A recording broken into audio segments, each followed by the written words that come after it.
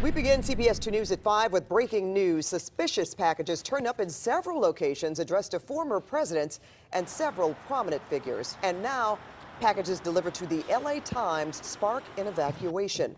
The deliveries are being called an act of terror by several politicians. The FBI, though, is yet to weigh in on exactly what we're talking about today. Here are the people and places that packages have been sent to. Former President Clinton's home in Chappaqua, New York.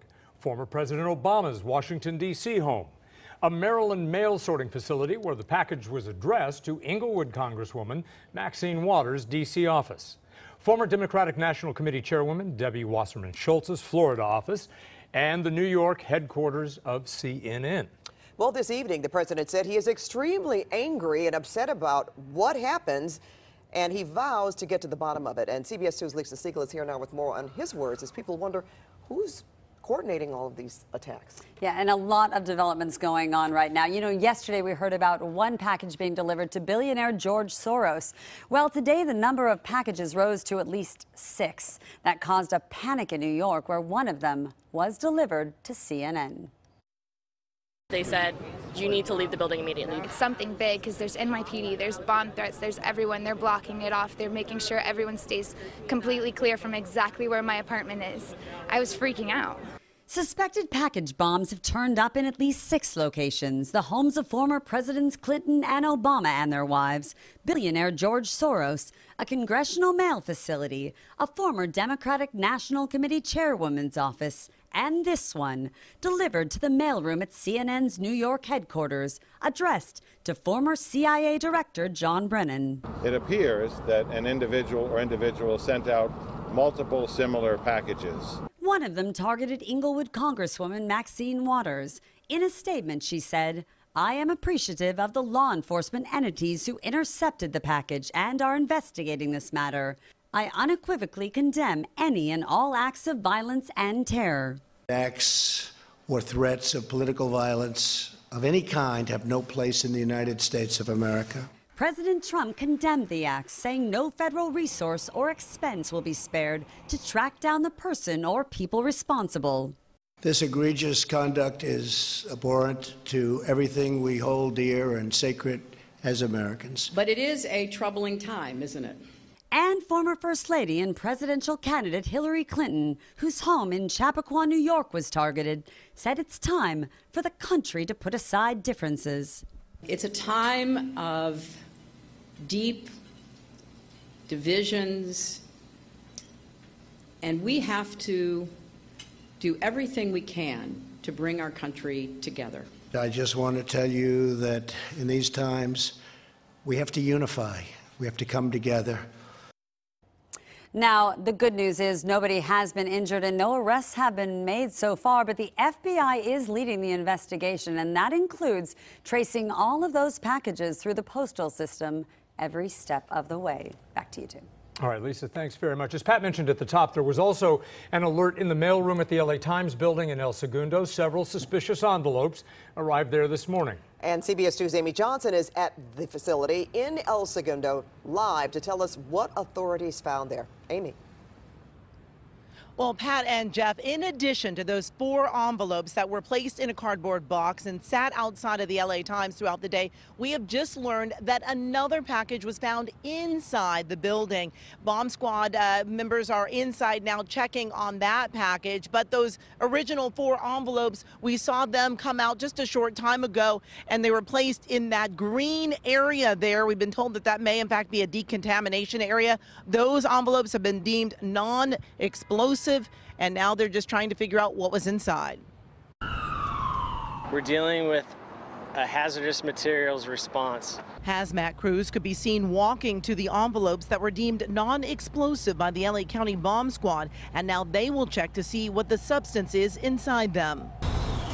It was around 11:30 this morning when police say someone in the LA Times mailroom found suspicious envelopes and took them to a supervisor. We have 4 individual envelopes, white envelopes, that were sent from an unknown address with an LA Times sending address.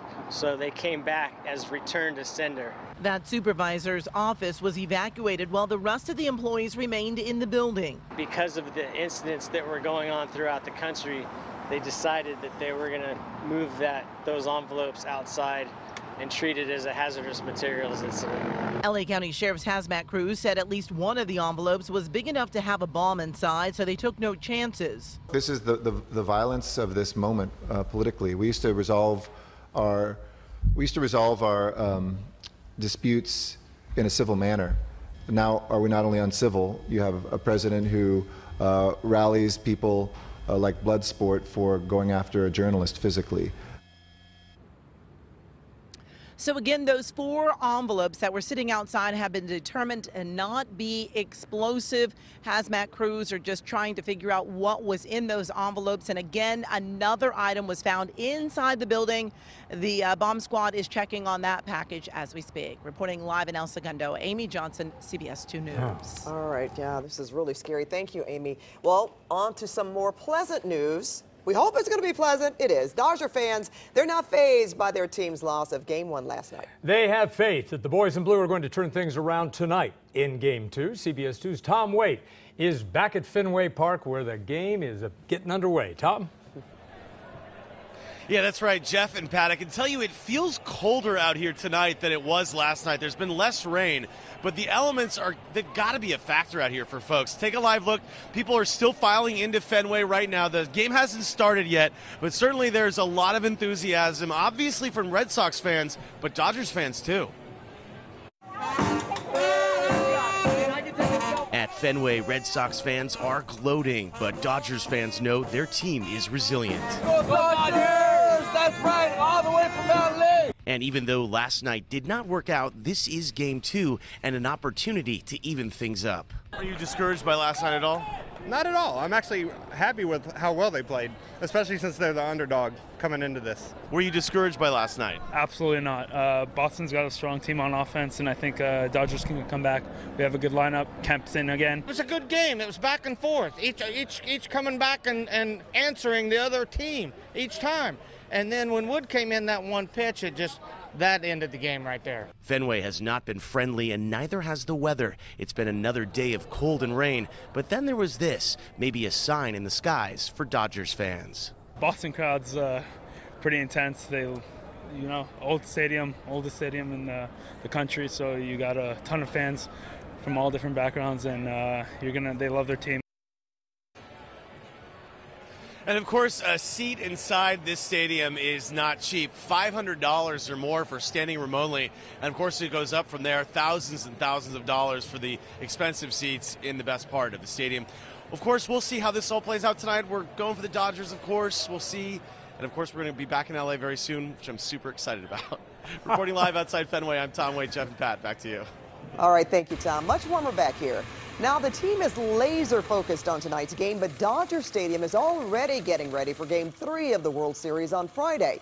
Crews painted the logo on the field today. Fans are hoping they come back to L.A. with a win after last night's loss. In fact, CBS 2's Jeff DeWin is live at El Compadre Park in Echo Park, where they are ready to see the team tie up the series. Jeff? They certainly are, and we are in the shadows of Dodger Stadium where there is a lot of chips and salsa, and these guys have one thing on their minds. As we pan the camera through this restaurant, you can see that a lot of Dodger gear is here at the bar. You can see the bartenders, they've got their jerseys on, a lot of fans got their hats on, and one thing is for sure, Dodger fever is in the air. A little nervous, but you know what? As long as we can split one, if we can get one game tonight is very, very important. Luis Contreras may be working at his family's restaurant, El Compadre, in Echo Park tonight, but he'll have at least one eye on Game 2 of the World Series. Genesee Keyson is a teacher in the neighborhood. She's sporting her Dodger blue, and so are her students, as the Dodgers try to bring a championship back home. A lot of our students are really powered up by the Dodgers because they can see a team that's succeeding. Most of Keyson's students come from working-class families who support the Dodgers.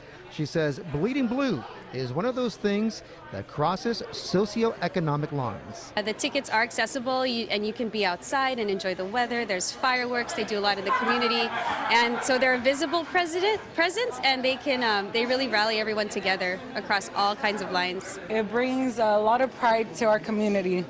everybody gets together and we all cheer for our city to win. It's a lot of fun. It's a lot of fun. It's a lot more fun when we win, but you know, we're going to be on pins and needles tonight, and hopefully we get that W.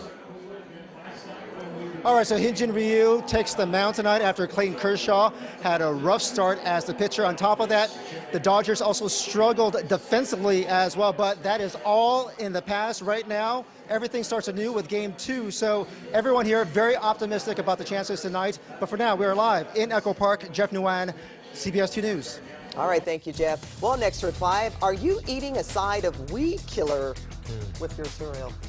Plus, white supremacists busted in the South Bay. The leader of a SoCal group, 2 members also under arrest, accused of inciting violence all across California. We'll tell you the charges they're facing. Plus, a truck takes out a toll booth, but the driver says it wasn't his fault. Why another vehicle may be to blame for this violent crash. And then the Disneyland secret spilled. How diehard fans are leaving a part of themselves at the happiest place on earth. Hey everybody, I'm Garth Kemp. What a day today. Can we keep it going? Your forecast. It's on the way.